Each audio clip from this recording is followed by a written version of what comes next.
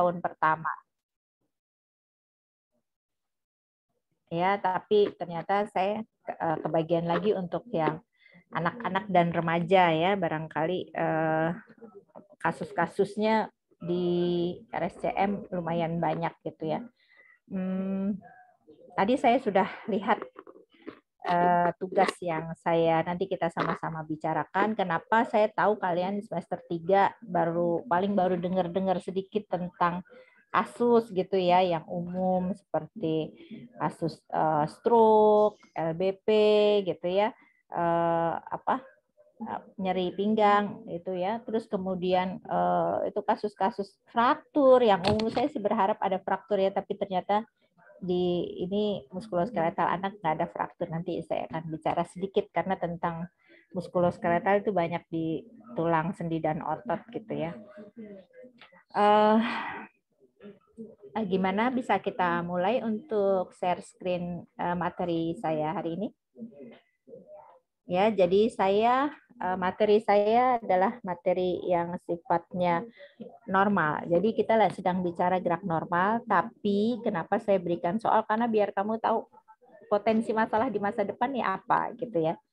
Untuk anak-anak dan remaja gitu. Jadi kalau misalkan kita bicara kalau mau tahu masalahnya kita harus tahu normalnya dulu.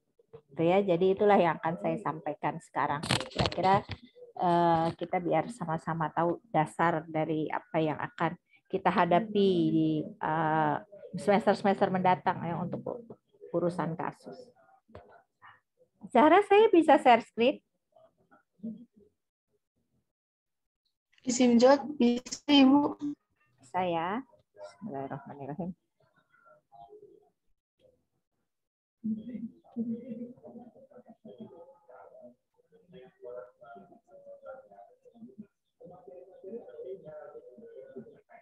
Apakah sudah tampak? Sudah, Ibu. Ibu. Sudah, Ibu. Sorry.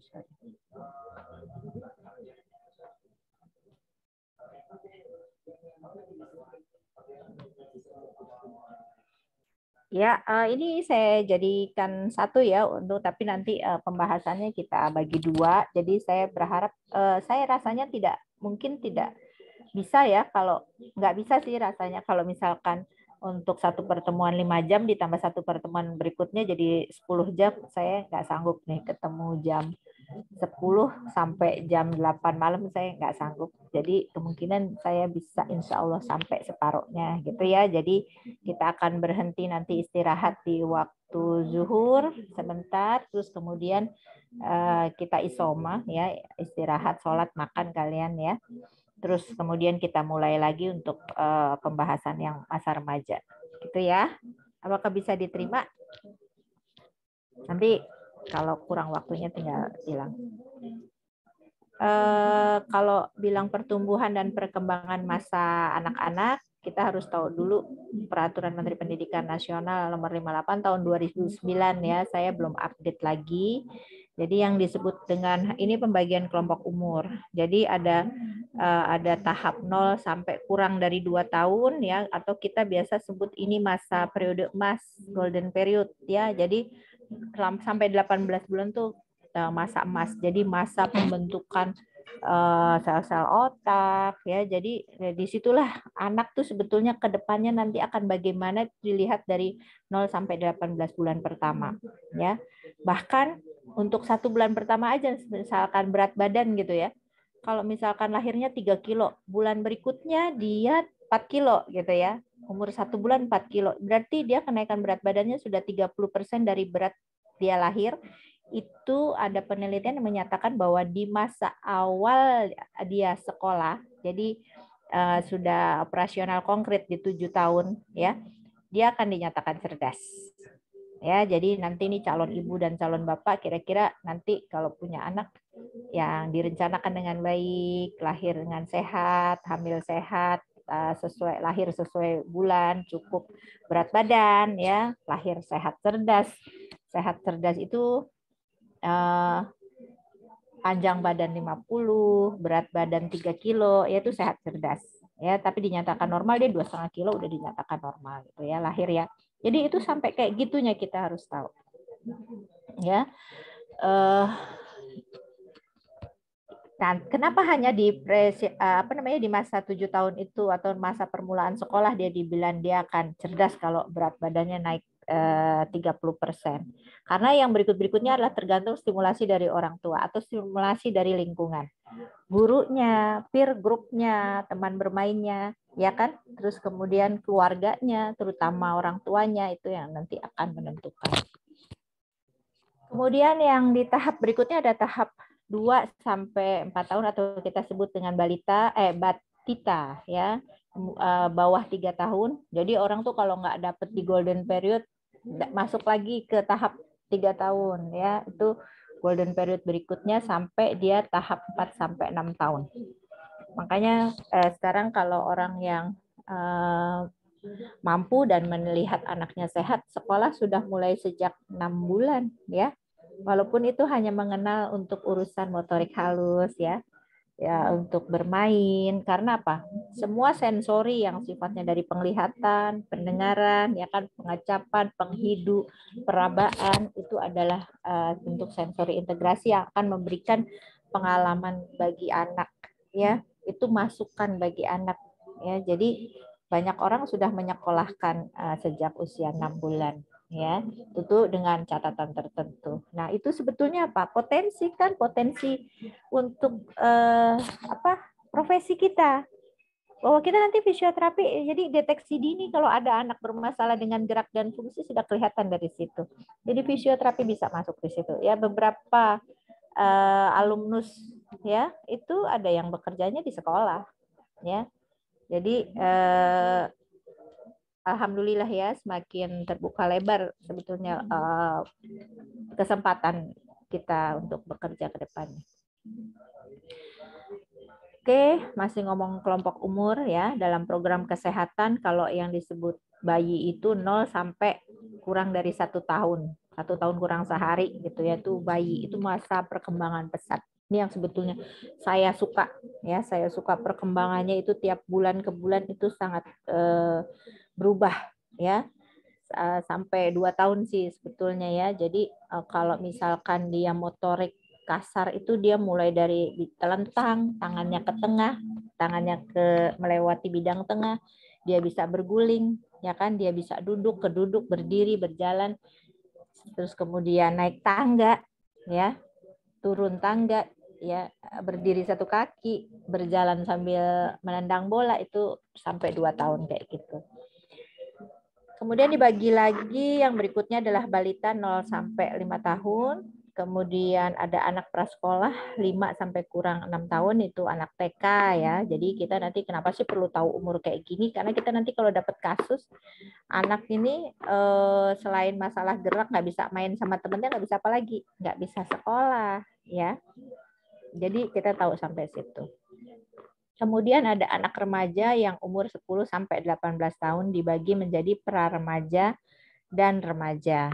Ya, jadi kenapa nih dibagi seperti ini nih? Karena biasanya untuk pra-remaja 10 sampai 13 tahun pertama itu adalah masa-masa akil balik ya. 10 tahun mungkin bagi wanita, 13 tahun sudah bagi laki-laki ya. Sementara disebut dengan remaja itu 13 sampai 18 tahun ya, itu adalah masa yang kita anak-anak itu kita menangani pasien anak itu sehingga umur 18 tahun ya. Jadi kita butuh orang-orang besar sebetulnya, kayak saya nih udah cukup umur untuk menangani anak-anak umur 15 tahun aja besarnya udah tingginya udah 170 ya. 15 tahun itu ya kita ada pasien fraktur kecelakaan gitu ya.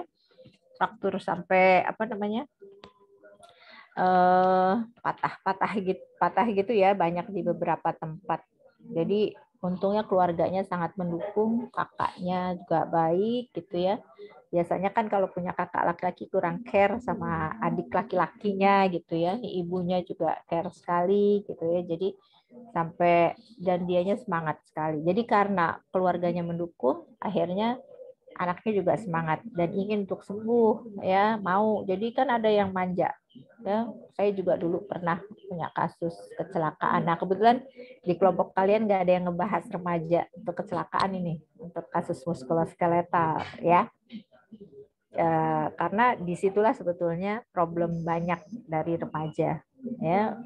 Amputasi, habis ya, dia anak yang manja, terus kecelakaan harus amputasi, psikologisnya terganggu, ya.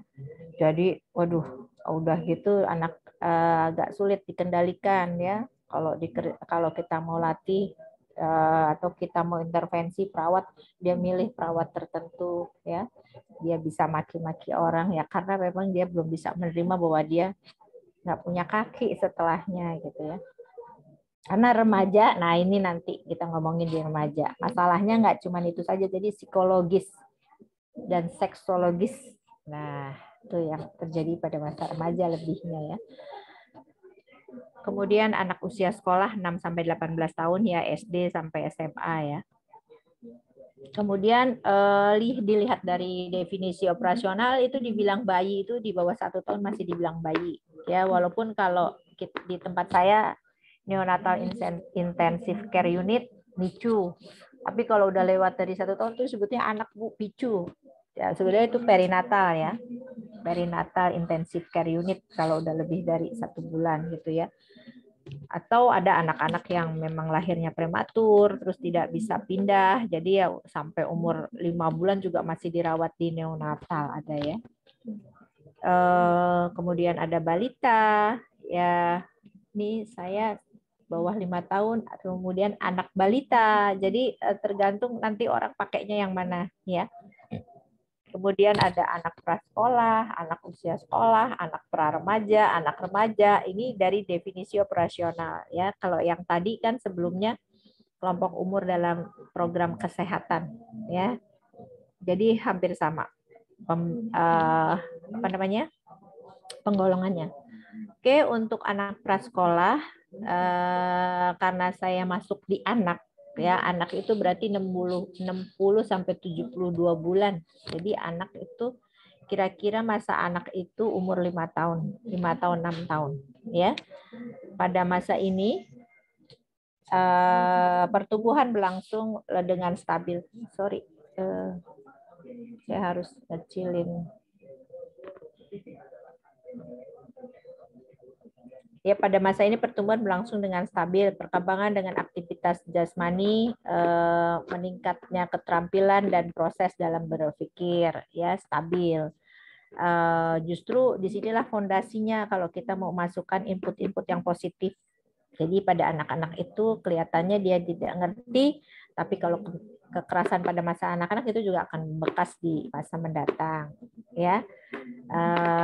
Kalau misalkan kenapa sampai ada Komisi Perlindungan Anak, kenapa sampai ya kalau dia mengalami kekerasan seksual di masa anak-anak kan memungkinkan dia di kedepannya dia juga justru jadi pelakunya ya kan, atau mendapat masalah yang lain gitu ya. Jadi memang anak-anak ini adalah betul-betul kertas putih yang diisinya dengan yang mana. Kalau diisinya dengan yang baik, dia akan jadi baik. Diisinya dengan sesuatu yang keilmuan banyak gitu, sering diajak diskusi, ya kan. Ada beberapa orang yang kalau pagi dibiasakan kalau habis sholat subuh kita baca dulu bersama-sama, entah itu baca Quran, entah itu baca sesuatu gitu ya.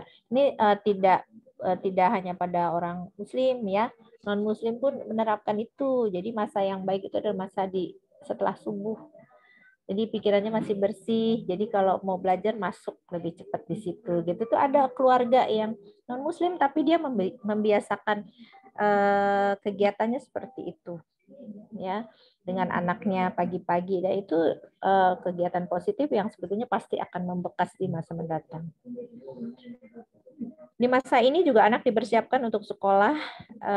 Untuk itu saya ini terganggu ininya gimana ya?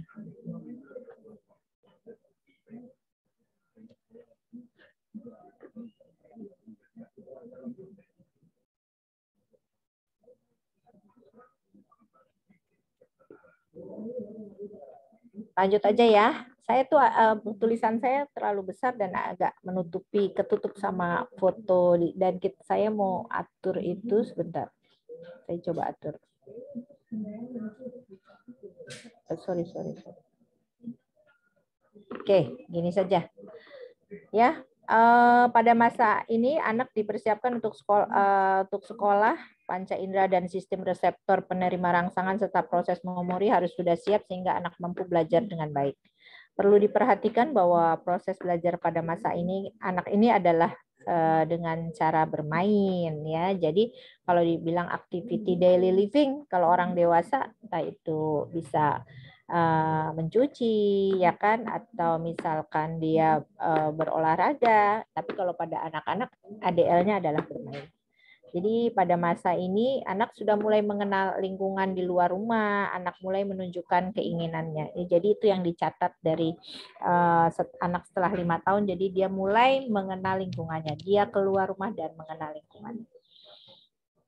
Oke, pembahasan berikutnya yang perlu kita ketahui bersama adalah tentang skeletal system. Ya, spesifik sekali pada anak ya, sebagai skeletal system ini ya, tulang sendi dan otot itu sebagai kerangka internal tubuh terdiri atas 270 tulang saat lahir dan menjadi 260 tulang pada saat dewasa. Jadi nanti ada prosesnya di mana kalau dia belum dewasa tulang itu jadi belum menyatu ya, sehingga yang dari 270 menjadi 206 tulang pada saat dewasa. Dan massa ya, kepadatan tulang pada skeletal mencapai kepadatan maksimal sekitar usia 21 tahun. Kalian ini belum 20 ya? Kalau nggak salah baru 18-19. Ya. Iya, Bu. Iya ya. Jadi kalau misalkan kamu aduh pengen tinggi gitu ya. Nah, kan stimulasinya dengan stimulasi tumpuan dan gerakan. Nah, berolahragalah dari sekarang kalau mau tinggi. Jadi kepadatan tulang nanti 21 tahun udah nggak maksimal. Ya, ini seperti ini. Ya, bagian dari pertumbuhan tulang itu yang disebut dengan epifisis. Ya, epifisis ini kan masih belum menyatu. Ya, nanti yang kenapa dari 270 menjadi 206 ini pada masa dewasa ini akan menyatu. Oke, 4 bagian dari skeletal system ya, ada tulang, ligamen, tendon, sendi. Coba. Sebentar. Oke. Ya, ini contoh yang ini normal ya, contoh yang perlu diketahui pada anak-anak. Ya, kalau pada bayi baru lahir ini sebetulnya ada tulisannya ini nih, kalau ini 0 bulan tuh anak cenderung dalam keadaan semi fleksi karena memang dari janin dia posisinya masih fleksi kan?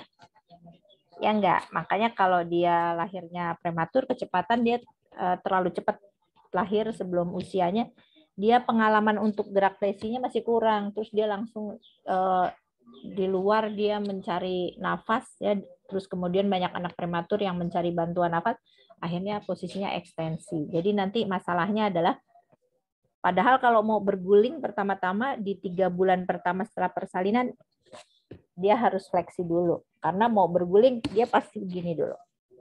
Mau tangannya dulu yang ke depan, mau hipnya dulu atau tungkainya dulu yang ke depan, dia pasti akan fleksi dulu. Jadi itu nanti masalah kita ya. Nah, ini pada bayi.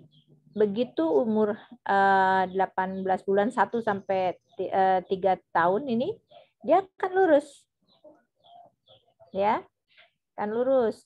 Tapi nanti dia akan tampak seperti X atau valgus itu di umur 3 sampai berapa nih, saya nggak kelihatan, 3 sampai 5 tahun lah kira-kira ya. Nanti dia akan sempurna lagi baru di umur 7 tahun.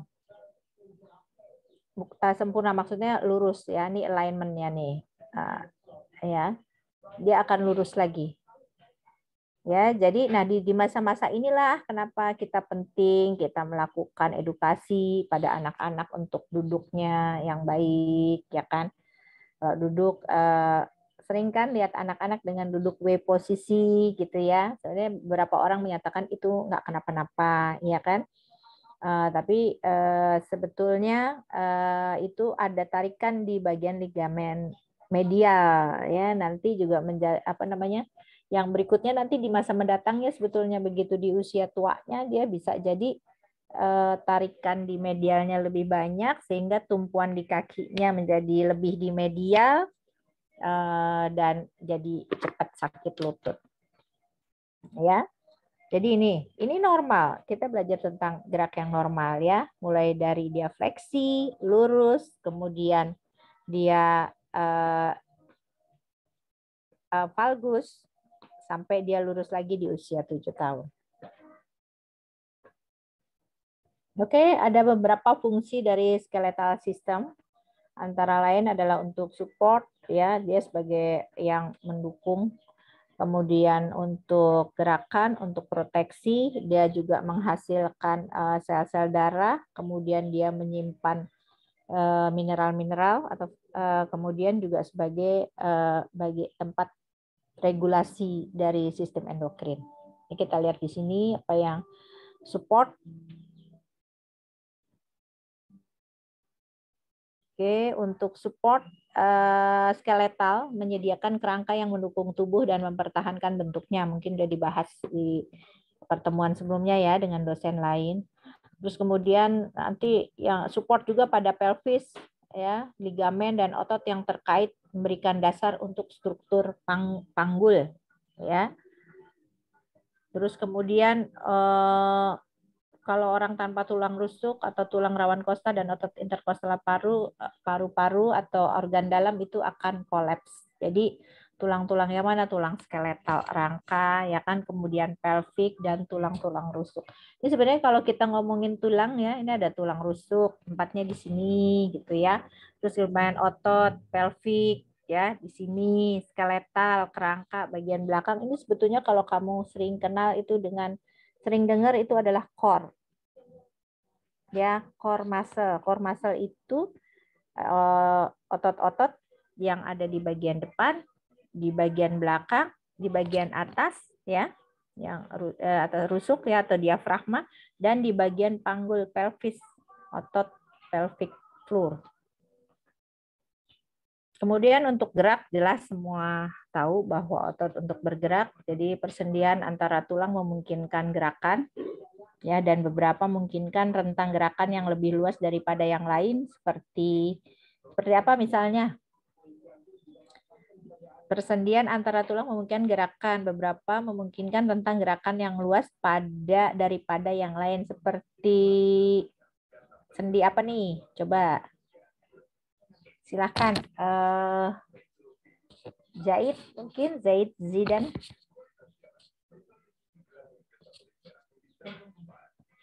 Jadi beberapa persendian di tubuh kita tuh ada beberapa yang punya rentang luas gerakannya tuh melebihi yang lain. Di mana, Bel? Izin jawab, Bu. Ya. Di sendi hip sama shoulder ya, Bu. Oke, ya, sendi hip dan shoulder ya. Jadi karena dia punya kita kalau bilang ball and socket joint ya.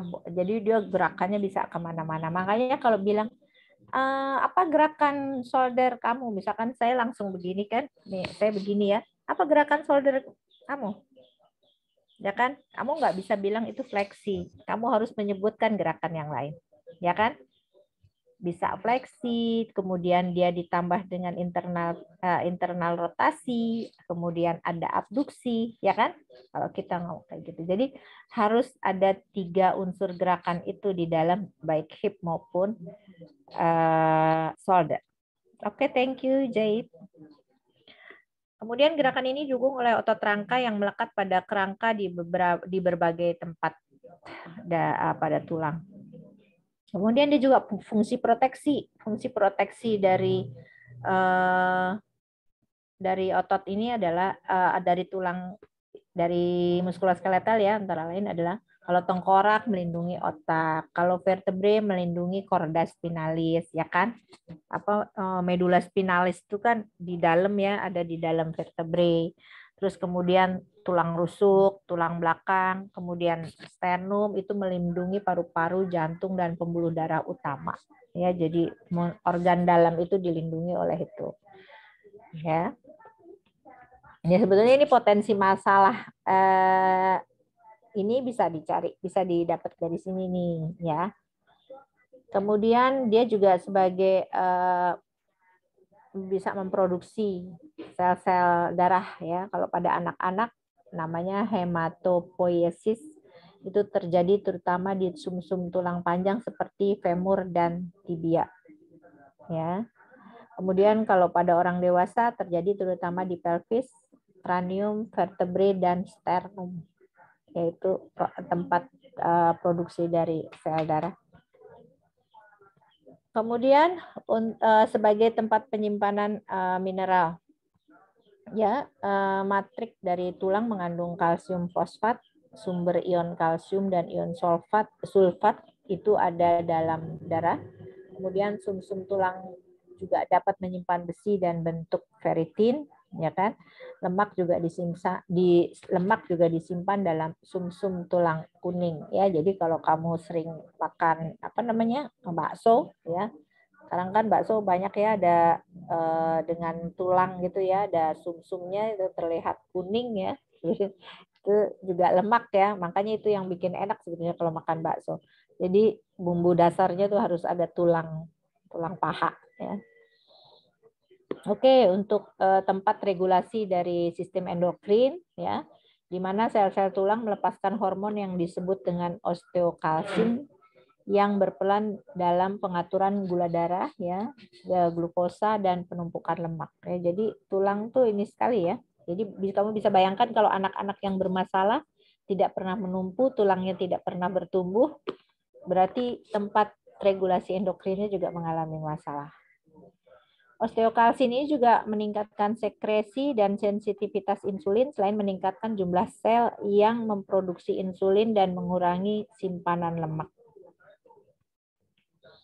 Oke, sebagai yang berikutnya adalah muscular system, ototnya ya. Kalau tadi lebih ke tulangnya, ini sekarang ke ototnya.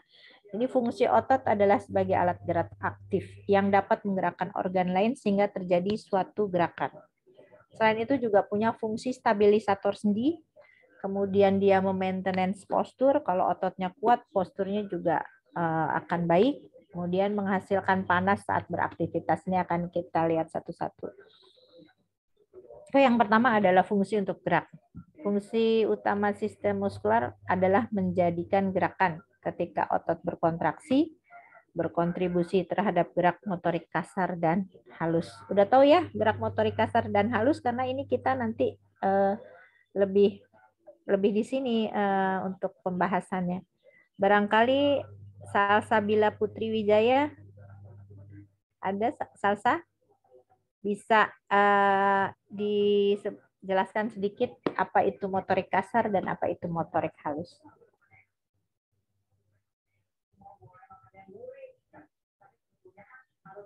Di unmute dulu, Salsa.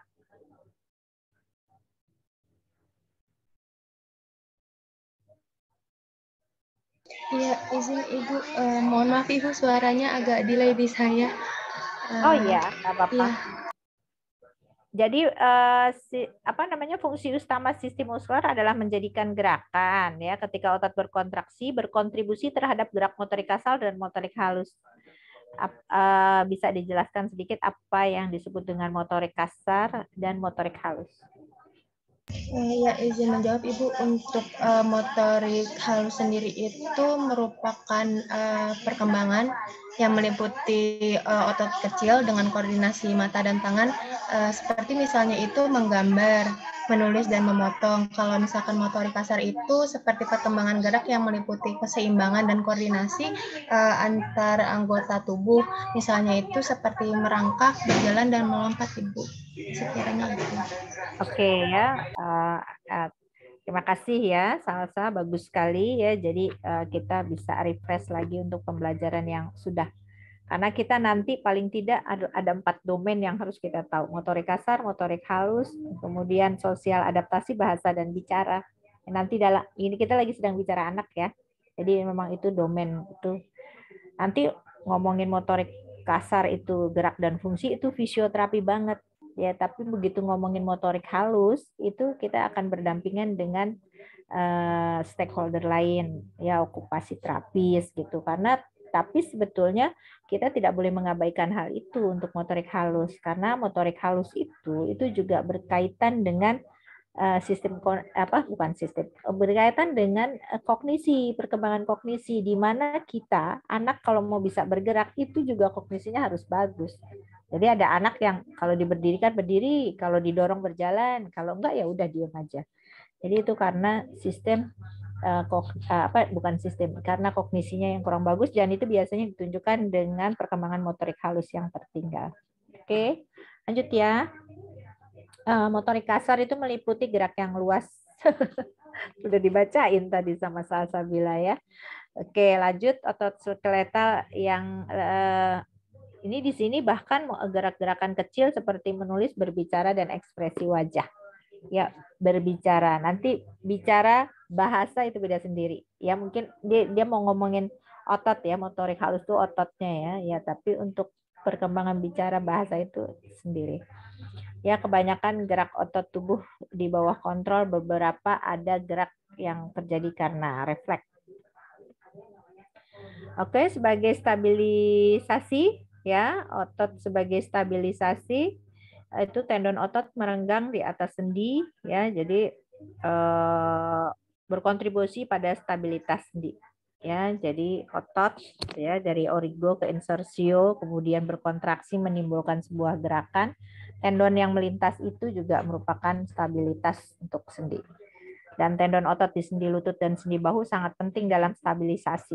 Tapi ini juga yang akan mengalami banyak masalah di kemudian hari, terutama untuk orang-orang yang bekerja banyak menggunakan otot sendi lutut dan sendi bahu. Ya, orang pasti menggunakan sendi lutut untuk berjalan ya. Jadi orang yang kerjanya banyak jalan problemnya juga di situ. Orang yang banyak mengangkat-angkat berat juga problemnya akan di sendi bahu. Ya, ini nanti problemnya fisioterapi. Kemudian core muscle adalah otot-otot di perut, punggung, panggul yang menstabilkan tubuh dan membantu tugas-tugas seperti mengangkat beban. Ya.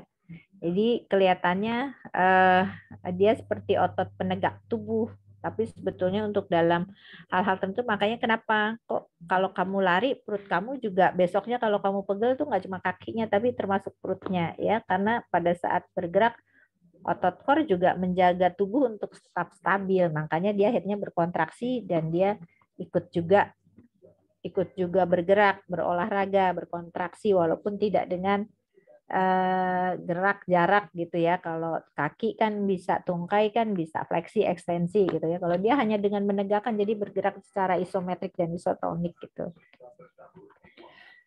Oke, yang berikutnya adalah postur, di mana otot rangka membantu menjaga tubuh pada posisi yang benar ketika seorang sedang duduk atau berdiri, disebut sebagai postur. Nah, ini di sini kalau kita ngomongin postur berarti kita juga ada yang potensi masalah dengan postur. Ya, jadi kalau tugas kalian itu potensi masalah pada anak, ya kamu bisa ambil dari sininya ya. Materinya kan udah saya kasih duluan ya. Kemudian postur tubuh yang baik bergantung pada otot yang kuat dan fleksibel. Jadi nggak cuma kuat-kuat kalau diem aja tight akhirnya, tightness. Tapi dia juga harus lentur. Kapan dia bisa menjadi otot antagonis yang bersinergi dengan gerakan otot yang lawannya gitu ya. Kapan dia yang berkontraksi, kapan dia yang harus merelaksasi gitu ya. Ya, di sini jelaskan bahwa otot yang kaku, lemah, atau kencang berkontribusi pada postur tubuh yang buruk dan ketidaksejajaran tubuh. Nah, ini juga bisa dijadikan potensi masalah. Nih, otot yang mana nih? Ada yang kaku, ada yang lemah, ada yang kencang gitu ya, sehingga membuat postur tubuh yang buruk dan ketidaksejajaran tubuh. Oke, postur tubuh yang buruk dalam jangka panjang menyebabkan nyeri sendi, otot di bahu, punggung, leher, dan di tempat lain ya. Tadi ada 2 kelompok yang membawa potensi masalah ini ya untuk presentasi nanti. Ya, bagus. Kemudian otot juga ada fungsi sirkulasi ya, di mana jantung ada otot polos ya.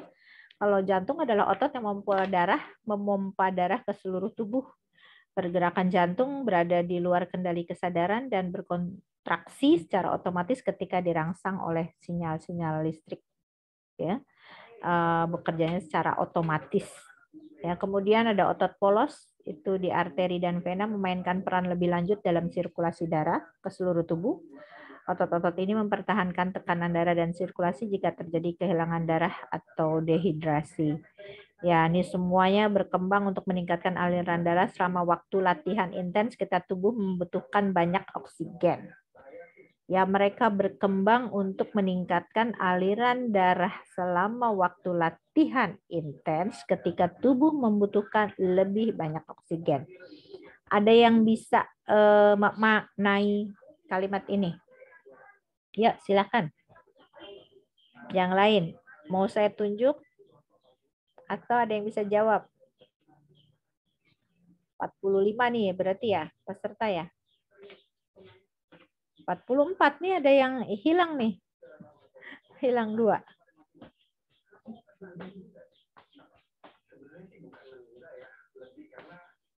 Yuk gantian.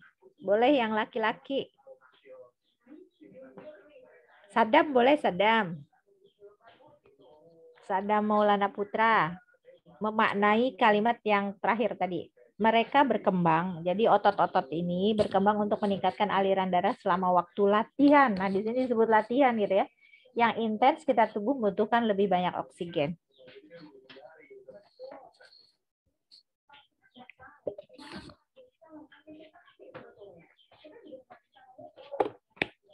Sadam, bagaimana Sadam?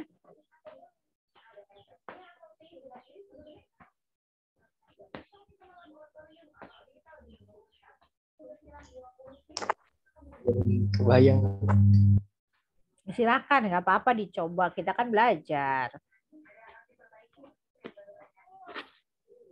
Anak Poltekkes hebat-hebat loh. Banyak yang ikut Olimpiade dan hasilnya baik, ya. Kan itu semua dari karena biasa bicara ya, biasa berdiskusi, ya kan? Ya, silakan.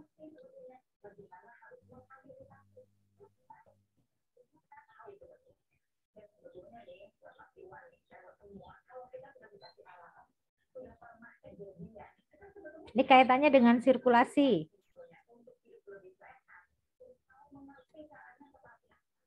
Bagaimana sebuah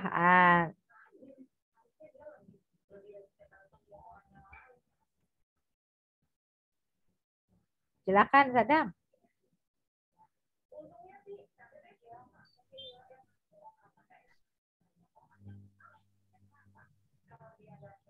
Ini kalau cuma baca doang, kalau yang kebetulan enak bacaannya ya enak ya.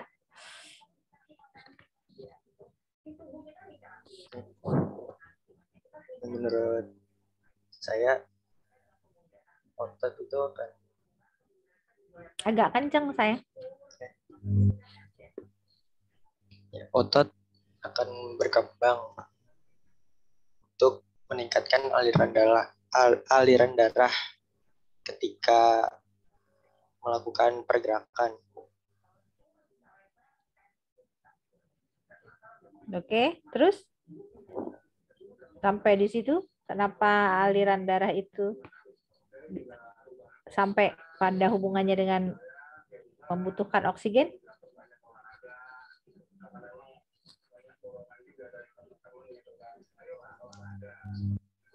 Dibantu kali Mila Amalia, boleh dibantu? Ya Ibu, izin mencoba membantu ya Ibu. Kalau menurut saya ketika otot itu berkembang, itu artinya dia membutuhkan energi gitu ya Ibu. Jadi energi itu kan didapat dari aliran darah. Nah, energi itu juga dapat dihasilkan karena glukosa yang glukosa yang yang dibakar dengan gimana ya? Maksudnya O2 itu kan digunakan juga untuk Proses metabolisme. iya. Jadi ketika kita berolahraga itu kan ketika otot berkembang itu kan artinya membutuhkan banyak energi.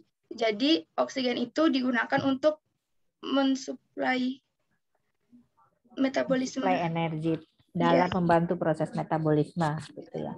Iya. Oke, ya. Jadi kira-kira gini. Jadi otot ya ini baik otot jantung maupun otot polos itu akan berkembang ya ketika kita melakukan latihan atau melakukan pergerakan. Di mana kalau kita tahu bahwa otot-otot besar seperti deltoid, gluteus, quadriceps, hamstring bekerja, itu dia pasti akan membutuhkan banyak suplai O2 yang dibawa oleh darah dalam kaitannya untuk proses metabolisme itu tadi ya. Jadi kalau kita mau buat, kenapa sih olahraga kok bisa membuat kebugaran jantung gitu ya, itu karena begitu otot besar bekerja dia membutuhkan banyak suplai O2 ya dalam membantu proses metabolisme, sehingga karena butuhnya banyak jantung pun akan memompa. Jadi jantung kita sebut mereka berkembang. Jadi baik otot jantung maupun otot polos itu juga bekerja, sehingga begitu otot polosnya membutuhkan banyak oksigen, jantungnya juga akan memompa. Gitu ya kira-kira ya. Terima kasih Mila. Oke, untuk respirasi ya. Jadi karena apa? Karena pernafasan melibatkan penggunaan otot diafragma. Ya, jadi diafragma itu otot ya, beberapa kasus pada bayi yang dengan dia kita disebutnya dengan distraksi pernafasan. Jadi nafasnya itu nggak mengembang gitu, dadanya kolaps ya, lebih banyak kimpesnya gitu, ngempesnya gitu ya, itu ternyata karena diafragma yang tidak berkembang ya. Akhirnya itu bayi-bayi dioperasi ya, jadi di dadanya dibelah gitu ya, terus disambungin kemana gitu ya, nggak tahu itu diafragmanya ya, itu otot diafragma. Dan diafragma juga ada beberapa orang yang bilang bahwa ini berkaitan dengan core muscle ya.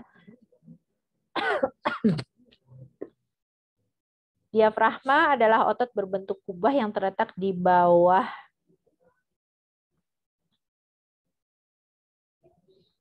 paru-paru. Ketika diafragma berkontraksi, ia mendorong ke bawah, menyebabkan rongga dada menjadi lebih besar. Nah, ini kelihatannya kalau yang tadi saya bilang, kalau bayi dadanya kolaps ya, kita langsung akan periksa untuk diafragmanya. Kemudian paru-paru, kemudian terisi udara. Saat otot diafragma berrelaksasi, dia mendorong udara keluar dari paru-paru. Ya, ada yang diaphragmatic breathing. Kalian udah belajar belum? Udah belajar belum diaphragma breathing? Atau sudah tahu belum? Udah tahu belum diaphragma breathing? Boleh yang lain? Silahkan. Melin, mana Melin? Sudah pernah dengar belum diaphragmatic breathing? Baru dengar dari Ibu barusan. Yang lain juga gitu, Prapangesti, Safira? Iya Bu, baru dengar sekarang juga Bu. Ya, kamu kalau pernafasan, kamu kenal pernafasan apa yang kamu tahu? Kalau yang ini kamu baru dengar, Melin? Pernapasan dada sama pernapasan perut, Bu. Ya, jadi ada pernafasan diafragma, jadi antara dada dan perut. Jadi justru itu dikembangkan untuk berkontraksi dua-duanya. Nanti kamu akan belajar lebih banyak karena ahlinya banyak di situ tuh, dosen-dosen kamu banyak yang tahu tentang pernafasan ini ya. Nanti kalau nggak salah ada kardio siapa, Pak Ari ya? Pak Ali atau Bu Iha? Belum kenal. Pak Ali, Bu. Pak Ali ya. Ya, nanti dengan Pak Ali ya. Kemudian ketika ingin bernafas lebih dalam, itu juga membutuhkan bantuan dari otot-otot lain termasuk yang ada di perut, punggung dan leher ya. Kamu bisa bayangin nih kalau orangnya perutnya gendut ya, Ke perutnya, terus dia lebih banyak duduk, nggak berolahraga. Kan orang gendut juga banyak yang berolahraga, kencang perutnya ya, kencang badannya. Ya, itu dia nggak bisa ngebantu otot pernafasan. Makanya kenapa lebih ngos-ngosan orang gemuk, ya orang gendut. Ya, karena ternyata otot perut itu menjadi otot perut, punggung dan leher itu otot yang membantu proses pernafasan juga ya, atau dia disebut dengan aksesoris massal dari respirasi. Kemudian di digesti itu ada otot polos di saluran pencernaan atau JI disebutnya gastrointestinal yang mengontrol pencernaan ya, atau JI tract ya kita sebutnya, itu membentang dari mulut sampai anus ya. Jadi itu perkembangannya kalau anak bayi mulai dari mulut ya, dia disentuh gini nyari nggak, itu namanya routing. Terus kemudian dikasih sesuatu ngisep nggak, itu sucking ya kan. Kemudian dikasih susu nelen nggak, itu swallowing ya kan. Sampai nah ini semua berkaitan dengan proses pernafasan juga ya. Jadi kalau orang itu bisa nelen, bayi itu bisa nelen, bisa minum susu, bisa nelen, itu pasti karena routing, swallowing, routing, sucking, swallowing, dan breathing-nya baik. Ya, jadi betapa otot pernafasan itu sangat penting. Karena kita kalau mau mau makan, ya itu otot pernafasannya nutup. Tapi kalau lagi sedang nafas, itu otot makannya nutup, kerongkongannya nutup, ya, antara kerongkongan dan tenggorokan di otot situ. Nah, kalau kamu lagi makan ngomong, nah keselak jadinya. Nah, itulah seperti itu kira-kira. Karena hanya sekitar 0,7 detik itu perbedaan buka tutupnya itu. Ya.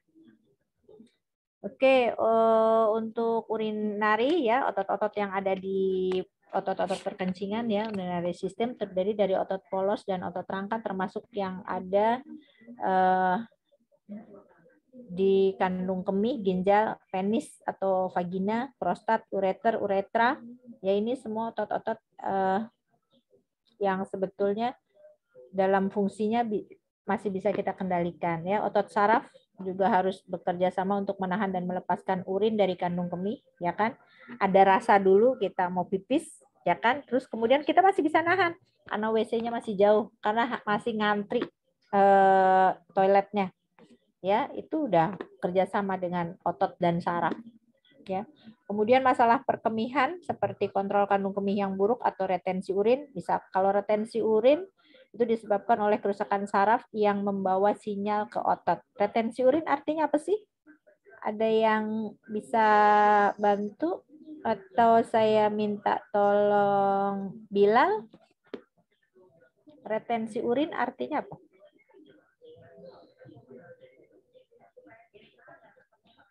Kita sekalian mengenal beberapa istilah nanti yang sering didengar dalam fisioterapi ya. Oke Bilal, dengar ya. Ya Bu, retensi urin itu ketidakmampuan untuk melakukan urinasi Bu. Ada hambatan pada saat urinasi. Lawannya retensi urin apa? Indah kali, Indah Cahyani.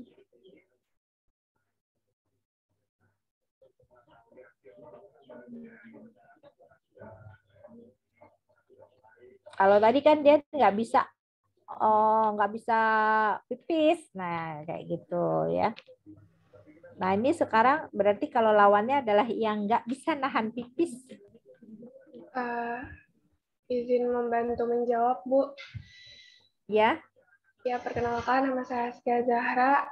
Lawannya itu inkontinensia urin. Itu sulit menahan kandung kemih, Bu. Ya, sulit menahan pipis ya, inkontinensia urin. Jadi kita belajar dari gitu-gitu dulu. Oke, terima kasih. Yang berikutnya adalah otot untuk proses persalinan ya. Nah, itu panjang banget saya nulisnya, mendingan childbirth aja saya tulisnya situ ya. Itu ada otot polos di rahim yang mengembang dan berkontraksi saat melahirkan.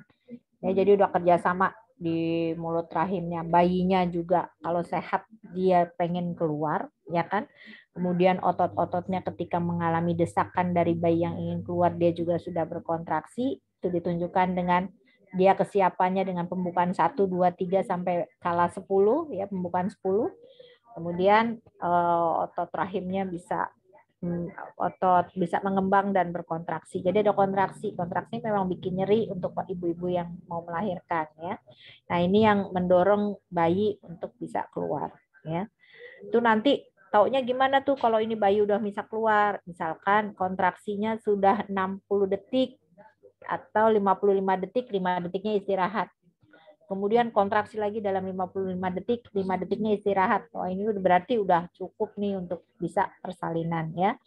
Kemudian otot-otot dasar panggul juga membantu mengarahkan kepala bayi ke jalan keluar. Ya, karena dia nanti ada hormon relaksan di mana hormon ini membantu elastisitas dari panggul ibu ketika mengalami dorongan dari kepala bayi. Jadi kalau mau keluar ya dia juga akan rileks untuk membuka. Oke, kemudian ada lagi ada untuk otot ini mata, ya, untuk vision, ya. 6 otot rangka di sekitar mata mengontrol gerakan, ya. Otot-otot bekerja dengan cepat tepat dan memungkinkan mata untuk ya mempertahankan gambar yang stabil, terus memindai daerah sekitarnya. Jadi kita tuh kalau ngelihat ke depan tuh samping-samping tetap ada kelihatan gitu. Kemudian melacak benda bergerak dengan eye tracking, misalkan ada jatuh sesuatu kamu bisa langsung mengikuti. Ya, kalau kamu misalkan yang pakai kerudung pakai peniti gitu, kemudian penitinya jatuh, kamu kan kira-kira jatuhnya ke arah mana, itu kamu ada bisa sudut mata yang mengikuti itu. Ya, sehingga orang bila mengalami kerusakan pada otot mata itu dapat mengganggu penglihatannya, jelas, ya.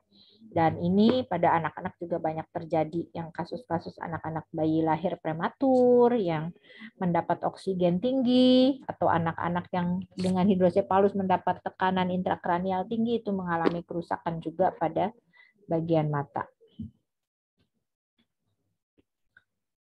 Oke, dia juga otot-otot ini juga sebagai fungsi proteksi dari organ-organ, ya, di mana otot di batang tubuh melindungi organ dia dalam di bagian depan, samping, belakang, tulang rusuk memberikan perlindungan lebih lanjut.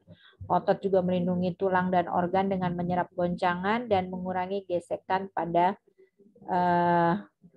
persendian, ya. Untuk beberapa ini kita ngomong yang normal, kita kalau ngomong yang tidak normal, ya, beberapa anak lahir dengan otot yang memang tidak ada atau lemah sehingga terbuka menyebabkan misalkan organ perut terburai keluar. Itu kasus bayi-bayi dengan omfalokel namanya, ya, lahir dengan usus, ya, isi perut yang terburai di luar, ya.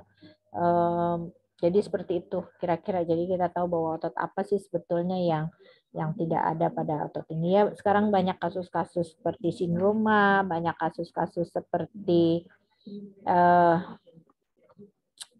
apa namanya TORCH, ya, toxo, rubella, CMV, ya, herpes simplex dan segala macam itu yang bisa menyebabkan juga virus-virus itu juga menyebabkan beberapa organ tidak berkembang, ya, organ kepala jadi kepalanya jadi kecil, atau virus itu bisa membuat kepala jadi besar, hidrosefalus, ya, bisa juga membuat yang seharusnya menutup organ apa namanya ototnya gitu, ya, bisa tumbuh dengan sempurna menutup organ, dia tidak, dan segala macam.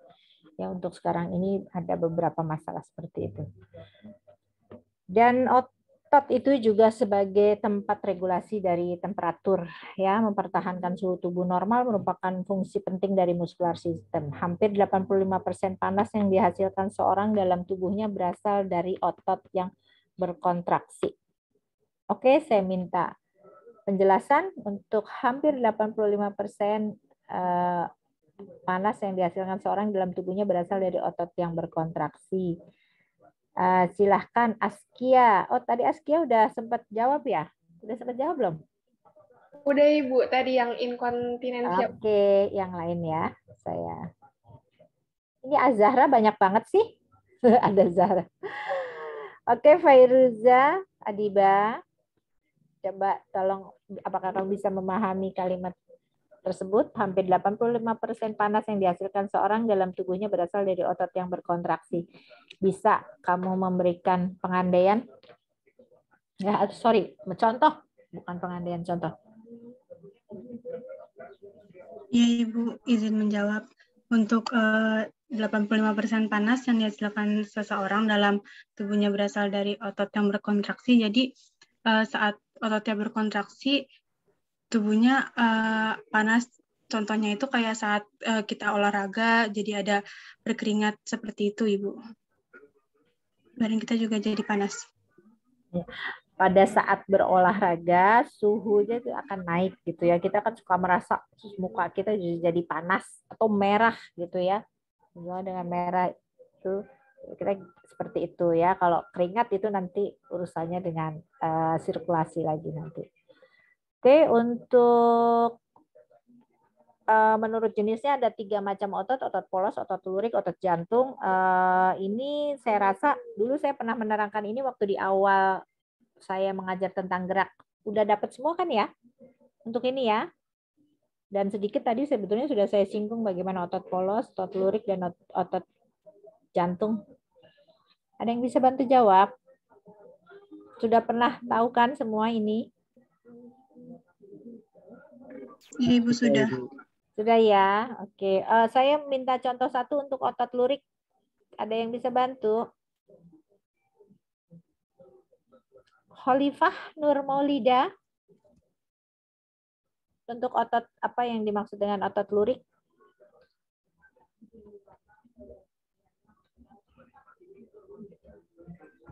Ibu, apakah suara saya terdengar?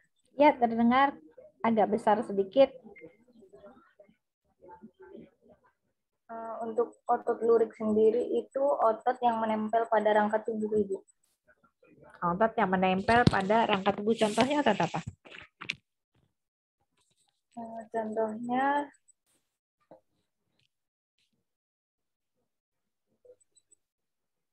yang lain silakan boleh bantu.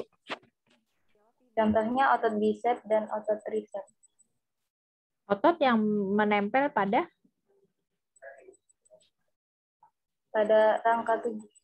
Pada rangka tubuh. Kalau otot polos?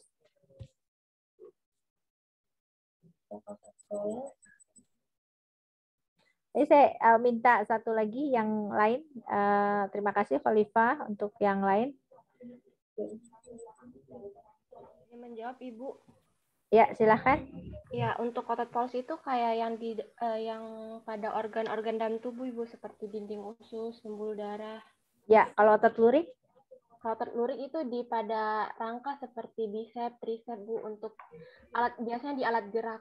Oke ya. Kalau otot jantung jelas ya, tadi sudah disebutkan. Jadi saya nggak perlu lagi buka gerak fungsional. Oke, selanjutnya akan masuk dari perkembangan masa remaja, tapi sebelum ini saya minta untuk gantian kalian yang presentasi untuk potensi gangguan muskuloskeletal pada anak ya, jadi belum yang masa remaja. Masa remaja nanti kita bahas setelah sesi isoma. Sampai sini apakah ada pertanyaan dulu untuk saya?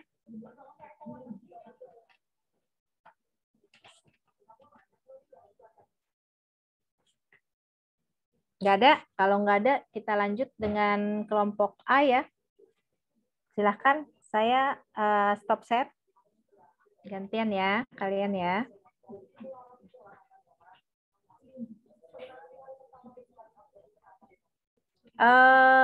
Si pen apakah tadi sudah diambil screenshot untuk materi pas tadi penyampaian materi? Zahra? Sudah. Oh sudah, iya. Soalnya jangan sampai terjadi kemarin saya di alih jenjang ya udah lulus, saya harus keluarin ini lagi, materi lagi sekedar hanya untuk foto gitu. Jangan lupa ya, jadi pada saat materinya terlihat Kalian foto yang sama-sama. Oke, lanjut ke kelompok A. Siapa saja kelompok A?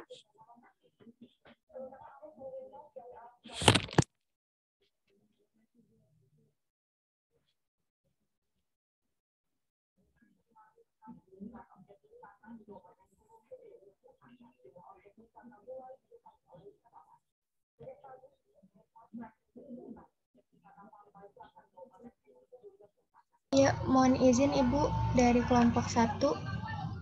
Izin untuk share screen ya Ibu. Ya.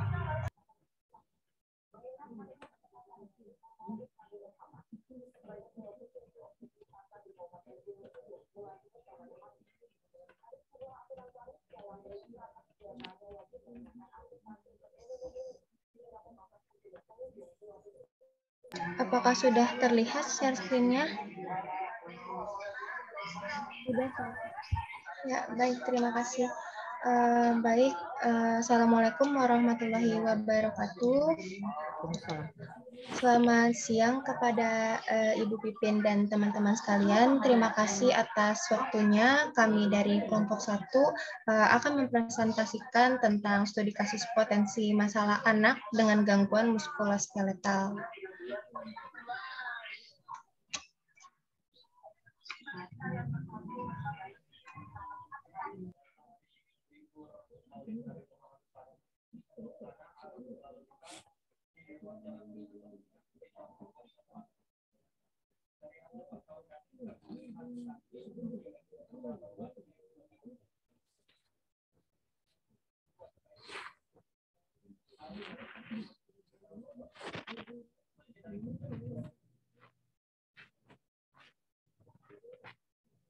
Untuk kelompoknya sendiri itu ada Askia Zahra, Fadina Rismawati, Fadia Yasmin Robani, Fairuza Adiba, Firda Anissa Fatana, Indah Cahyani, Emreza Syaputra, Rizky Anugrah, Nadira Juniari Yuliski, Rapangesti, Rahma Widayanti, dan saya sendiri Salsabila Putri Wijaya.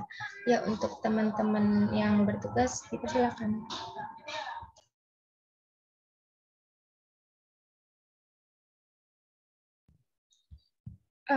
Iya, Salsa, mungkin boleh di next slide. Nah, di sini kami akan membahas tentang clubfoot atau biasa disebut juga congenital Talipes equinovarus atau CTEV. Nah, ini tuh merupakan kelainan yang dibawa sejak lahir atau biasa disebut juga kongenital. Kelainan ini meliputi fleksi dari pergelangan kaki, inversi dari tungkai, aduksi kaki depan, dan adanya rotasi medial dari tibia. Selanjutnya, teman-teman.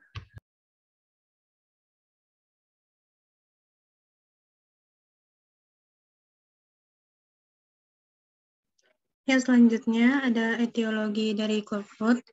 Etiologi bayi terkena clubfoot adalah idiopatik, artinya belum diketahui dengan pasti. Faktor genetik dan perubahan gen tertentu dikaitkan dengan kondisi ini. Pada beberapa kondisi, penyebab bayi terkena clubfoot juga sering dikaitkan dengan kelainan tulang seperti spina bifida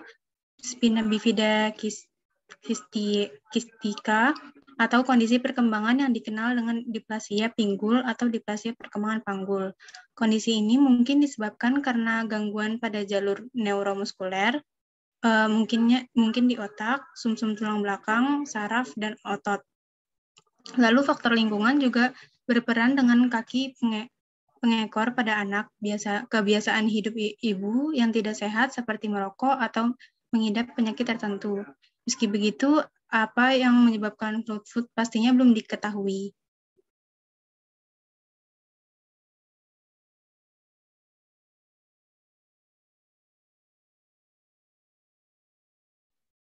Ya, selanjutnya ada epidemiologi. Epidemiologi dari clubfoot ini atau yang sering disebut congenital Talipes equinovarus atau CTEV di dunia ini cukup tinggi, yaitu mencapai 1/1000 kelahiran hidup di Amerika Serikat. Hal serupa yang ditemukan di Indonesia dengan clubfoot menjadi penyakit kongenital yang paling sering ditemui di Indonesia dengan presentasi mencapai 21,9% dari total bayi dengan penyakit kongenital yang memiliki prevalensi tinggi, yaitu 59,3 per 1000 kelahiran hidup. Di Indonesia, berdasarkan hasil studi yang dilakukan oleh March of Dimes Birth Defect Foundation dari tahun 1980 sampai tahun 2001, prevalensi bayi dengan kelainan bawaan mencapai 59,3 per 1000 kelahiran hidup. Menurut hasil surveillance kelainan bawaan, clubfoot merupakan kelainan bawaan yang paling tinggi angka kejadiannya, mencapai 21,9% dari total bayi yang lahir dengan kelainan bawaan. Next. Nah, insiden clubfoot mencapai satu kasus per 1000 kelahiran hidup di Amerika Serikat. Di negara Eropa, angka insiden clubfoot lebih tinggi, yaitu mencapai 1,13 per 1000 kelahiran hidup. Angka insiden berbeda-beda untuk setiap etnik. Contohnya Tonga, yang mendiami daerah Kepulauan Polinesia. Angka insiden clubfoot-nya di sana itu mencapai 75 kasus per 1000 kelahiran hidup. Rasio kejadian clubfoot pada bayi laki-laki dan perempuan itu 2:1. Derajat keparahan clubfoot sendiri ini tidak berhubungan dengan jenis kelamin bayi. Jadi walaupun laki-laki lebih banyak, tapi untuk keparahannya itu tidak berhubungan dengan jenis gitu. Jadi bisa aja perempuan yang lebih parah. Terus orang tua dengan riwayat anak sebelumnya mengalami clubfoot itu memiliki resiko 10% lebih tinggi untuk anak selanjutnya. Juga untuk anak selanjutnya juga mengalami clubfoot. Usia maternal, paritas, edukasi musim, dan status perkawinan berhubungan dengan kejadian clubfoot bersama riwayat merokok, maternal, dan diabetes. Namun semua faktor lingkungan tersebut semua faktor lingkungan tersebut masih membutuhkan studi lebih lanjut, dan saat ini hanya riwayat merokok yang dianggap memiliki hasil studi yang dapat dipertanggungjawabkan mengenai hubungan dengan kejadian clubfoot ini. Bisa next. Bisa selanjutnya teman-teman. Ya, selanjutnya yaitu ada klasifikasi dari clubfoot. Nah, ada beberapa sistem scoring ini dan klasifikasi dipakai di berbagai negara. Namun untuk sistem klasifikasi ini yaitu dari Di Meglio dan Pirani yang paling banyak digunakan. Nah, keduanya memberikan nilai berdasarkan pemeriksaan fisik. Membagi itu clubfoot menjadi 4 kategori yang berdasarkan pergerakan sendinya dan kemampuan untuk mereduksi deformitas, yaitu ada soft foot, soft stiff foot, stiff soft foot, dan stiff foot. Dan untuk derajat dari klasifikasi di Meglion ini ada 4 tipe, yaitu yang pertama yaitu tipe ringan dengan skor kurang dari 5, yang kedua yaitu tipe sedang dengan skor yaitu 5-10, dan derajat 3 yaitu tipenya berat dengan skor 10-15, dan derajat keempat yaitu tipenya sangat berat dengan derajat skor 15-20. Dan yang kedua yaitu sistem klasifikasi Pirani, yaitu memiliki suatu skala perhitungan yang sederhana yang terdiri dari 3 variabel pada hindfoot dan 3 pada midfoot. Nah, setiap variabel ini dapat menerima nilai 0, setengah, dan 1 poin. Dan untuk variabel skor kontraktur kaki belakang ini, dia ada skor 0, 0,91, yaitu kelipatan posterior dorsal, kekosongan tumit, dan derajat dorsofleksi. Dan untuk skor kontraktur kaki bagian tengah ini yaitu kelengkungan batas lateral, lipatan medial, dan tereksposnya kepala lateral halus. Oke, dilanjut teman-teman. Ya, selanjutnya ada diagnosis. Diagnosis clubfoot dapat ditegakkan sejak prenatal, setidaknya paling cepat pada trimester kedua. Biasanya diagnosis terbukti saat kelahiran bayi yang ditandai dengan adanya heel equinus dan inverted foot terhadap tibia. True clubfoot harus dibedakan dengan postural clubfoot, di mana kaki tidak dapat sepenuhnya dikoreksi secara pasif. Nah, postural clubfoot terjadi karena posisi janin saat di dalam uterus. Pada kelainan ini tidak didapatkan kontraktur yang signifikan, skin crisis yang dalam atrofi dan rigiditas ekstremitas. Dalam pemeriksaan kita harus menyingkirkan juga apakah kasus yang dihadapi idiopatik atau non-idiopatik. Pada kasus non-idiopatik akan memiliki prognosis yang lebih buruk dan memiliki tingkat rekurensi yang tinggi. CTEV dengan arthrogryposis, diastropik, dysplasia, Mobius atau Freeman-Sheldon syndrome, spina bifida dan spina disruptis, serta fetal alkohol sindrom, penanganannya hampir pasti meliputi tindakan operatif, terkecuali CTEV dengan Down syndrome dan Larsen syndrome. Penanganannya seringkali hanya secara non-operatif. Dengan kecanggihan teknologi saat ini, terkadang gambaran CTEV sudah dapat dilihat pada usia kehamilan 18 sampai 20 minggu dengan ultrasonografi atau USG.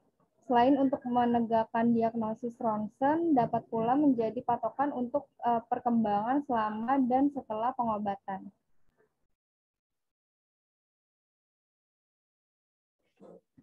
Ya, selanjutnya patofisiologi clubfoot atau yang dikenal dengan congenital talipes equinovarus berasal dari berbagai macam teori semenjak 1800. Secara biologi molekuler, penyebab dari clubfoot adalah adanya defek genetik pada komponen pembentukan ekstremitas sebagai homeobox, ekspresi T-box transcription, dan ekspresi dari PIT-X1 yang mempengaruhi kesetimbangan koordinasi antara lateral mesodem dan outer ectoderm yang bertanggung jawab dan perkembangan kaki janin. Kemudian teori alternatif patofisiologi terjadinya clubfoot adalah terhentinya perkembangan fetus di dalam kandungan yang diajukan oleh von Volkmann tahun 1863. Teori ini mengatakan bahwa secara normal kaki janin dalam bentuk equinovarus dan terkoreksi menjadi pronasi saat kelahiran. Perkembangan kaki fetus terhenti karena adanya intrinsic error atau gangguan di lingkungan fetus yang mengganggu proses fisiologis koreksi kaki menjadi pronasi sehingga bentuk kaki tetap clubfoot saat kelahiran. Next.